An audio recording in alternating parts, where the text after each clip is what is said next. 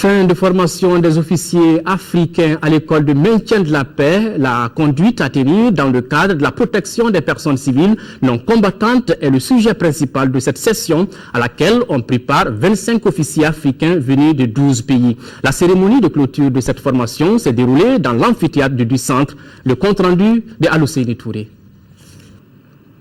Les officiers africains ont passé en revue les différentes dispositions qui encadrent la conduite des opérations qui nécessitent la résolution des crises et des conflits.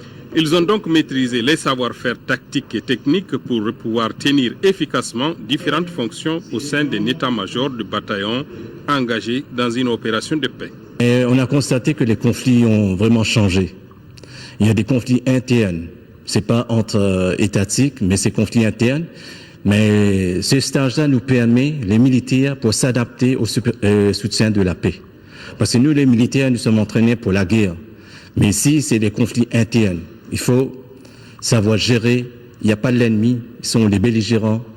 Il y a des populations qui sont victimes. Il y a des enfants qui n'ont pas partie prenante de cette crise, mais ils sont victimes de ça. Deux thèmes ont été soumis à la réflexion des stagiaires, à savoir l'adaptation des forces armées africaines aux exigences de la mise sur pied des forces en attente sur le terrain et le degré de soutien des grandes puissances au processus de reconstruction des forces. Le stage des officiers du PC Bataillon a atteint amplement ses objectifs.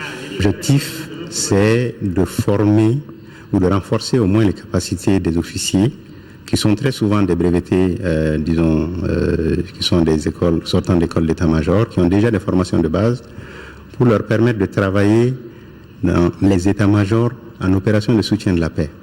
Le Mali aujourd'hui a accueilli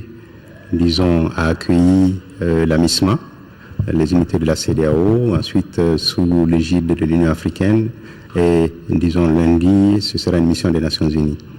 Ces missions sont chapeautées par des officiers pour ce qui concerne les forces, les composantes de police, les composantes civiles, par des cadres que nous avons la plupart du temps formés.